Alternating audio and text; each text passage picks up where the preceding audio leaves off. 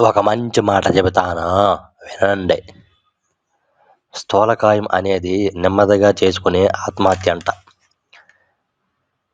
దీనిని చెప్పినాయన fitness coach గేబ్ ఫ్లోగ్వెజ్. స్థూలకాయం అనేది కేవలం ఆకారం సమస్య కాదు. అది నెమ్మదిగా చేసుకునే ఆత్మహత్య లాంటిది. అధిక బరువు వల్ల ఆయుర్దాయం తగ్గుతుంది. అంతేకాదు, శరీరం సహకరించకపోవడం వల్ల శక్తి సామర్థ్యాలను పూర్తి స్థాయిలో వినియోగించుకోలేరు. దీనివల్ల వృత్తిపరంగానూ సమస్యలు ఎదురవుతాయి.